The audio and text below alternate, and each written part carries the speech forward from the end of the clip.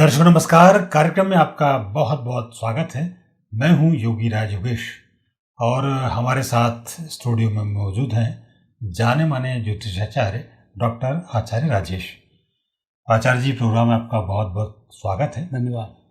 और मित्रों, हम जानते हैं देश में चुनाव हो गए हैं, एनडीए को पूर्ण बहुमत मिला है, लेकिन भारतीय जनता पार्टी को सीट बहुत कम आई है, 240। भारतीय जनता पार्टी के पॉइंट ऑफ व्यू से ये ठीक नहीं है, लेकिन चूंकि एनडीए बहुमत में है इसलिए सरकार भाजपा के नेतृत्व वाली ही बनेगी। लेकिन अब एनडीए के जो घटक दल हैं दो, तेलुगु देशम पार्टी यानी चंद्रबाबू नायडू और दूसरे नीतीश बाबू जेडीयू, अब इनको लेकर कहा जा रहा है कि ये दोनों संदिग्ध रहते हैं हमेशा से। इनका जो कैरेक्टर है वो थोड़ा सा किसी भी तरफ झुकने वाला रहता है, ये किसी के भी साथ जा सकते हैं क्योंकि कालांतर में इनके ऐसे रिकॉर्ड रहे हैं।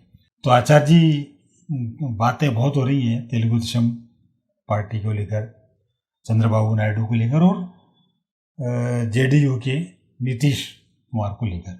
तो ये अब इनकी क्या कैसी भूमिका रहेगी, इन तीनों का तालमेल कैसा रहेगा, मोदी का, नायडू का और नीतीश कुमार का? इसमें जो योग बनते हैं, एक तो ये स्थिति है 20 अप्रैल 2024 से 30 मई 2025 तक मंगल में शनि चल रहे हैं मोदी जी को। ये जो शनि मंगल का है ये चमत्कृत परिणाम देता है। तो एक चमत्कार तो उसको ये भी कह लें कि या तो ये बड़े भारी बहुमत से जीतने की स्थिति में आ रहे थे, और दूसरा चमत्कार ये कहें कि उस स्थिति से नहीं जीते लेकिन चमत्कृत तरीके से बच जरूर गए, ताकि सरकार में भी नहीं आ पाए, सबक भी इनको मिल गया और इनके बिना सरकार भी दूसरी नहीं बन सकती। अब ये स्थिति तो यहाँ ही बनती है। दूसरी, यहाँ भारत की कुंडली में अभी 2020 से 2027 तक का जो मंगल चल रहा है, ये मंगल भी संकेत दे रहा है कि ये जो घटक दल हैं, ये परेशानी करने वाली जो स्थिति है इनकी, ये परेशान करने के लिए कोशिश तो बहुत करेंगे। लेकिन स्थिति मोदी के बारे में मैं पहले भी वीडियो बना चुका हूँ, मोदी के बारे में कहता भी हूँ कि ये व्यक्ति असामान्य व्यक्ति है, सामान्य कुंडली इनकी नहीं है, और इन व्यक्ति से यदि मनुष्य के रूप में देखा जाए तो ये बहुत अच्छी स्थिति भी नहीं होती है। तो ऐसी स्थिति में एक व्यक्ति ऐसा है जिसके आगे ये दोनों आ रहे हैं, तो इन्हें परेशान जी स्टार्टिंग में भले ही करें, लेकिन इनके लिए खुद के लिए परेशानी के कारण ये चीज़ें बन सकती हैं। तो ये योग यहाँ पर थोड़े बनते हुए दिखाई देते हैं। जी आचार्य जी, लग तो ऐसा ही रहा है। और क्योंकि मोदी जी का जो स्वभाव है, जो वर्किंग पिछले 10 सालों में लोगों ने देखी कि वो ना दबने वाले ना झुकने वाले और न डरने वाले, और चंद्रबाबू नायडू जैसे और नीतीश कुमार जैसे कई उनके सामने आए और चले गए, तो वो इस दबाव में नहीं आएंगे। और एक बात और अच्छी है कि वो शत्रु को भी मित्र बनाने की कला जानते हैं। तो मुझे ऐसा नहीं लगता कि वो ये दोनों भी उनसे कहीं दाएं बाएं होंगे।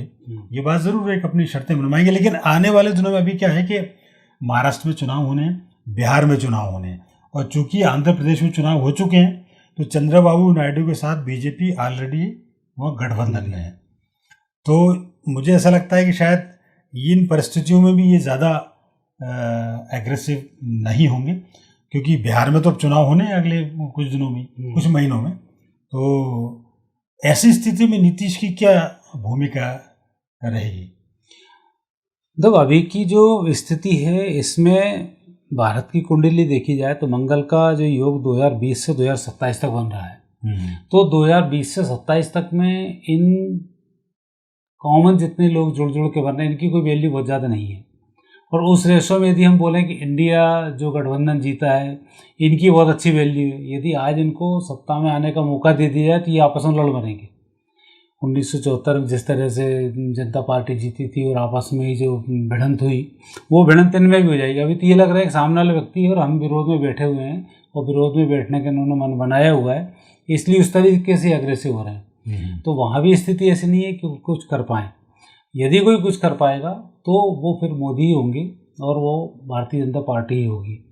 तो ऐसी स्थिति में यदि देखा जाए कि नीतीश कुमार की बात हम बिहार की करेंगे, तो नीतीश कुमार जब तक चुनाव नहीं हो जाएंगे बिहार के, तब तक ये कुछ करने की स्थिति में नहीं आएंगे।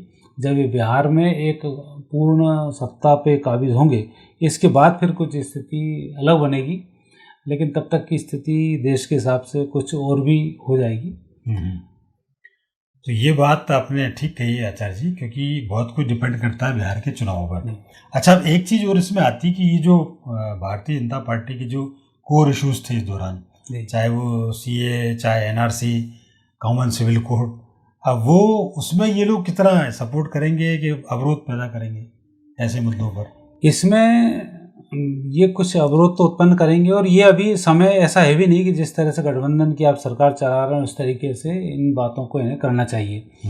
क्योंकि अभी जो परिस्थिति पूरी दुनिया के हिसाब से चल रही है, वो परिस्थिति ये चल रही है कि पूरा विश्व धीमे धीमे तृतीय विश्व युद्ध की ओर अग्रसर होता चला जा रहा है।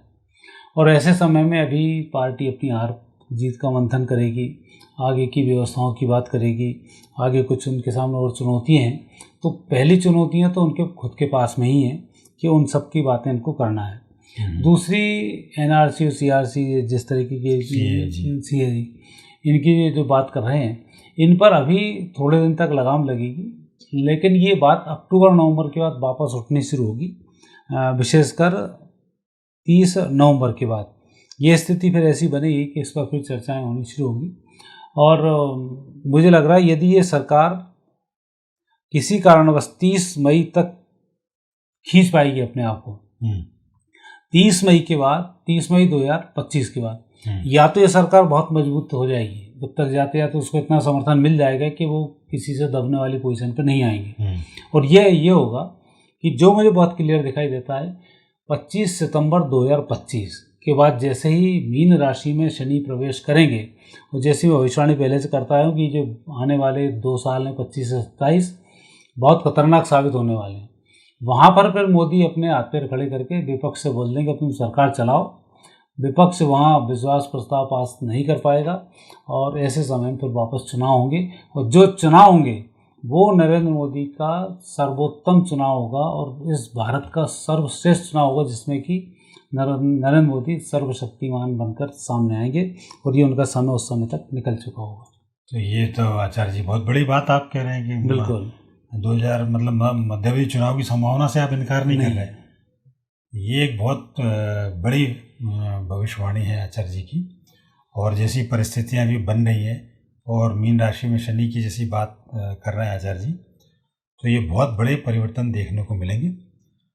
तो आचार्य जी ये तो एक मतलब आश्चर्यजनक बिल्कुल, इसके मैंने वीडियो वैसे नरेंद्र मोदी के देश के साथ क्या होने वाला, दुनिया में क्या होने वाला, उसके मैंने बहुत सी वीडियो डाले भी हैं। इसके शंका सिर्फ इसमें जो थी वो ये थी कि अभी जो नरेंद्र मोदी जी का शासन बचा है वो बचा है 7 साल का। तो 7 साल में अभी तो ये होगा कि जैसे 2025 में चुनाव होते तो अगला चुनाव फिर नरेंद्र मोदी जीतेंगे, और जीतने के बाद 2027 में सत्ता हस्तांतरण कर देंगे। और दूसरी एक स्थिति ये बनती है कि अगला साल जो इनका आएगा 2025 वाला, ये 25 में अक्टूबर-नवंबर में चुनाव कराने के बाद भी सत्ता हस्तांतरित कर सकते हैं। 2 इसमें योग बनते हैं कि फिर संन्यास योग उनका शुरू हो जाएगा। नहीं तो ये सत्ता हस्तांतरण किसको करेंगे? ये फिर योगी को सत्ता हस्तांतरित करेंगे। लेकिन स्थिति पूरे वर्ल्ड वाइज ये बनने वाली कि सितंबर 2025 के बाद इतनी उठापटक होने वाली है पूरी दुनिया में कि लोग कुछ समझ भी नहीं पाएंगे करना क्या है। कोई बाढ़ से बह जाएगा, कोई भूकंप से परेशान होगा, कोई गर्मी में परेशान होगा। अभी तो ये टेलर था इस साल की गर्मी, अब इस साल की बाढ़ भी आने वाली है, इस साल की हवाएं भी आने वाली हैं, इस साल में कुछ भूकंप भी बड़े अलौकिक आने वाले हैं। तो ये साल अभी ऐसा गया नहीं है। आपने गर्मी का तेवर तो देख लिया, 58 तक टेम्परेचर जा चुका कई देशों में। इंडिया ने 52 तक तो दिल्ली नहीं देखा जी। तो ये स्थिति तो बड़ी खतरनाक अभी आपने देखी है। तो एक टेलर बार है जो इस साल का है, अगले साल तो भारत में ही 58 टेम्परेचर आपको देखने को मिल जाएगा और स्थिति बिगड़ी हुई मिल जाएगी।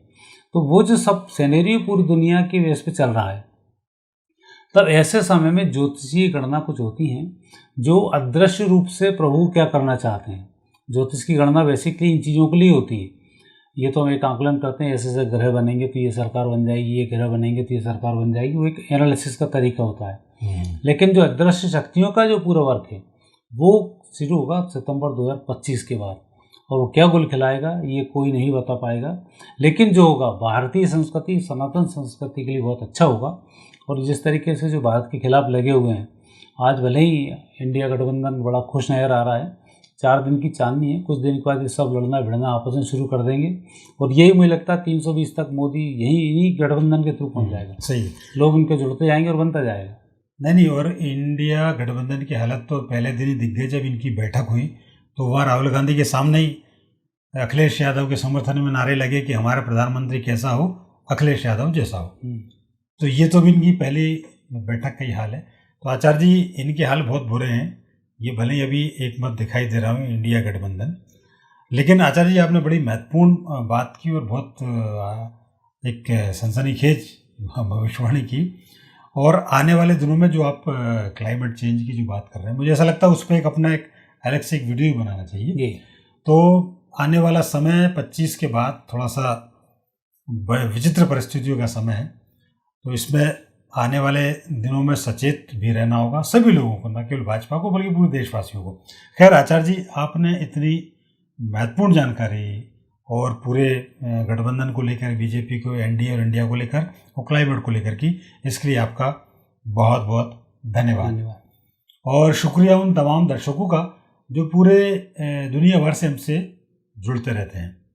ये वीडियो आपको पसंद आया तो लाइक करें, शेयर करें, हमारे चैनल को सब्सक्राइब करना ना भूलें, साथ ही बेल आइकन को प्रेस करें ताकि हमारे नए वीडियो से संबंधित नोटिफिकेशंस आपको मिलते रहें।